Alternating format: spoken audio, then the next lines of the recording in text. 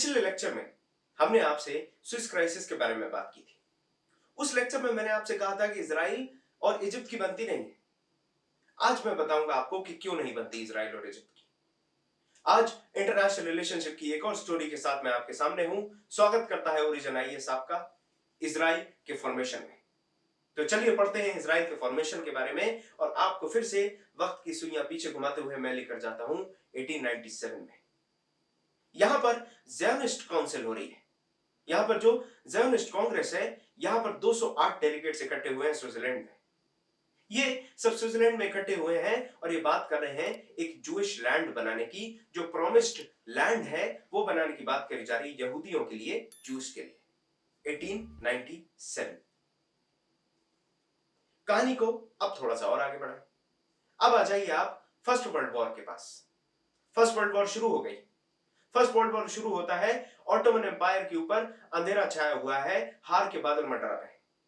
1918 आता है और ब्रिटिश कंट्रोल कर लेता है पैलेस्तीन को। पैलेस्तीन को ब्रिटिश कंट्रोल कर लेगा। उसके साथ में बैकग्राउंड में 1917 में बेल्फोर्ड डिक्लेरेशन को साइन कर दिया जा चुका है। अब बेल्फोर्ड डिक्लेरेशन जो साइन करी गई है, इसका मतलब आप सीधा सीधा ये समझ लीजिए, उस स्टेटमेंट में, उस डिक्लेरेशन में लिखा था for the establishment of Jewish nation in Palestine.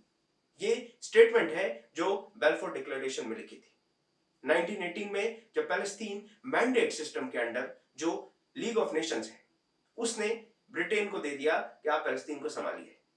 जैसे ये चीज होती है तो धीरे धीरे जो इमिग्रेशन है, बहुत सारे यहूदी जो है वो अलग अलग देश से, यूरोप से आते हैं और भी इलाकों से आके बसना चालू कर देते हैं पैलेस्तीन में।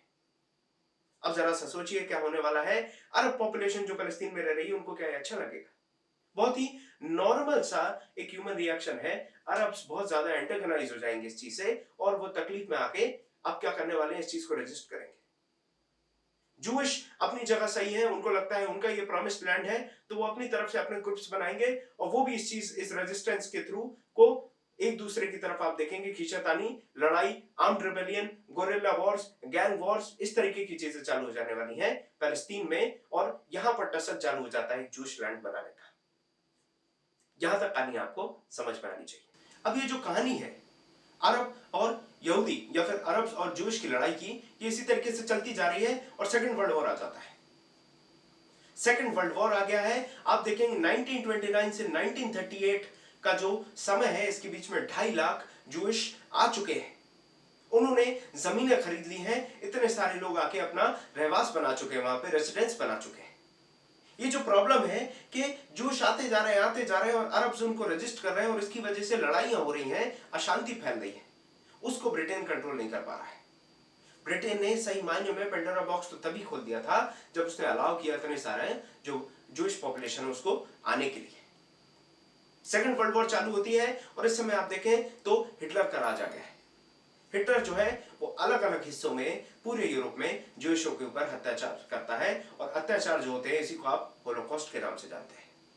जब होलोकॉस्ट जैसी चीजें चल रही थी, इसकी वजह से और ज्यादा इन्फ्लो बढ़ जाने वाला है। इन्फ्लो बढ़ जाता है। इसके अलावा ब्रिटेन को आप देखेंगे तो ब्रिटेन और जगहों पर भी फंसा हुआ था, जिसकी वजह से जो वो रजिस्ट कर रहा था कि जो इमिग्रेंट्स है वो ना आ पाए, जूश ना आ पाए, वो चीज भी वहां से खत्म हो जाती है। इस परेशानी के हल निकालने की बात करी जाती है कि इस परेशानी का कोई हल तो निकले। अब इस परेशानी के जब हल निकालने की बात करी जाए तो 2 रास्ते निकाले जाते हैं।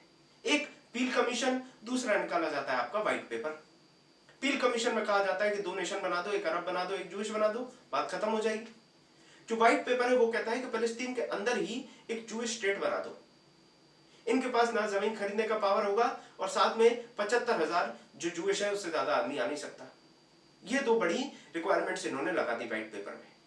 तो जो पील कमीशन थी उसकी बातें तो एक्सेप्टेड थी, उसकी बातें तो मान्य थी जूश लोगों को, लेकिन जो व्हाइट पेपर है उसको किसी ने सपोर्ट नहीं किया। इवन दो व्हाइट पेपर जो है वो बहुत ही ज्यादा फायदेमंद होता है अरब्स के लिए, लेकिन यहां पर कुछ जो कंजर्वेटिव्स थे, जो स्ट्रॉन्ग होल्डर्स थे, जो पेट्रियोटिक्स थे, उन्होंने इस चीज को नकार दिया, जिसकी वजह से आज भी कहीं ना कहीं जो भी फलस्तीन के लोग हैं वो मनी मन पता नहीं क्या क्या कहते होंगे इन लोगों से। क्योंकि व्हाइट पेपर एक ऐसा सॉल्यूशन था जिसकी वजह से जो जूश स्टेट है वो छोटा रहता, वो एक्सपैंड नहीं हो पाता, लेकिन इसको दोनों की तरफ से एक्सेप्ट नहीं किया गया, इसलिए फेल हो गया। कहानी को और आगे ले चलते हैं। कहानी और आगे कैसे बढ़ती है, होलोकॉस्ट खत्म हो गया, सेकंड वर्ल्ड वॉर जो है वो भी खत्म हो जाती है। इसके बाद आप देख रहे हैं कि अमेरिकन पॉलिटिक्स में, अमेरिकन जो पूरा अमेरिका है उसमें जो पब्लिक, जो पॉपुलर एक इमेज बनती है वो ये बनती है कि होलोकॉस्ट में जूइश के साथ बहुत बुरा हुआ है। साथ में बहुत अच्छी अच्छी मिनिस्ट्रियल पोस्ट पे, इंडस्ट्रीज में जूइश बहुत ही पावरफुल जगहों पर बैठे थे अमेरिका में।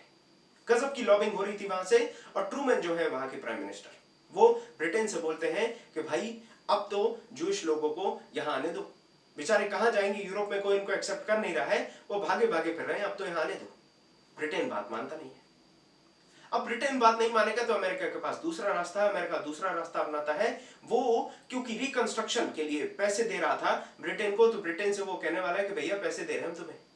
लॉबिंग चालू हो जाती है, प्रेशर देना चालू हो जाता है, और अल्टीमेटली आप देखेंगे ब्रिटेन अलाउ कर देता है 1 लाख जूइश को इजराइल में जाने के लिए, या फिर सही मायने में कहें तो पैलेस्टीन में जाके घर बसाने के लिए। तो जो व्हाइट पेपर था उसमें थोड़ी सी रियायत दी जाती है, रिस्ट्रिक्शंस को हटाया जाता है, और जमीन वगैरह खरीदने का और रहने का 1 लाख जूइश को ऑर्डर दे दिया जाता है। इसके बाद भी यूएस रुकने नहीं वाला इस चीज से, इवन दो जो प्रेसिडेंट है ट्रूमैन, वो इस चीज से ज्यादा इंटरेस्टेड भी नहीं थे, इंप्रेस्ड भी नहीं थे कि जूइश को इतना ज्यादा लॉबी करने दिया जाए।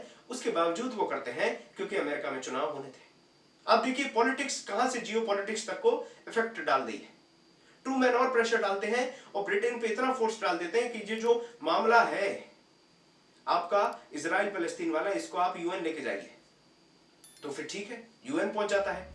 जैसे ही मामला यूएन में जाता है, यूनाइटेड नेशंस में जाता है, तो यूएन इसके लिए एक अलग से कमिटी बना देती है, और कमिटी का नाम था United Nations Special Committee on Palestine, UNSCOP. ये जो कमिटी है, रिसेंटली आपने सुना होगा कि इंडिया ने भी कुछ पैसे दिए, कुछ अनुदान दिए हैं। ये जो कमिटी है इसमें लीडर्स दिए जाते हैं, कुछ कंट्रीज को लीडर बनाया जाता है, उनसे कहा जाता है कि आप एक रिपोर्ट बनाइए और इस रिपोर्ट में आप बताइए होना क्या चाहिए। इस रिपोर्ट में Peru, Iran, Sweden, Netherlands, India, Guatemala, इस तरीके की कंट्रीज को जोड़ा जाता है जो न्यूट्रल कंट्रीज मानी जाती है। लेकिन पैलेस्टीनियंस और जो अरब्स हैं वो इसको न्यूट्रल नहीं मानते थे, और आप देखिए रिपोर्ट आती है इसकी सितंबर में 1947 में, और ये सारी कंट्रीज जो रिपोर्ट होती है उसके हिसाब से ये निकलता है कि 2 अलग अलग स्टेट्स बननी चाहिए, एक अरब स्टेट और एक इजराइल के लिए जो जूइश स्टेट है वो बनना चाहिए। इसके साथ में जैसे ये रिपोर्ट आ जाती है, अब यूएन का आप सिस्टम समझते हैं काम करने का, ये रिपोर्ट जो है ये पहुंचने वाली है जनरल असेंबली में वोटिंग के लिए। जनरल असेंबली में वोटिंग होती है और 23 कंट्रीज जो है वो फॉर में वोट करते हैं, और 13 अगेंस्ट में, जो 13 अगेंस्ट में वोट करती हैं वो अरब स्टेट्स होती है। और ये पूरी अरब स्टेट्स एक प्रण ले लेती हैं, प्लेज ले लेती हैं कि now the Wraith will fall on Israel, क्योंकि अरब्स के बीच में बैठ गया था इजराइल, तो सारे अरब स्टेट्स जो है वो इकट्ठे हो जाने वाले हैं, और इसके बाद अरब वॉर चालू होने वाली है, 7 डेज वॉर चालू होने वाली है, जिसके बारे में हम अगले डिस्कशन में बात करेंगे। सही मायने में एक बात इंपॉर्टेंट है जो आप ध्यान रखिए कि ये कोल्ड वॉर एरा आ जाएगा, लेकिन इसके बाद भी यूएस और यूएसएसआर दोनों ही इजराइल रेजोल्यूशन में फॉर में वोट करते हैं। बाद में आप देखेंगे कि बहुत ही लंबे समय तक यूएसएसआर जो है वो इजराइल की हेल्प करने वाला है।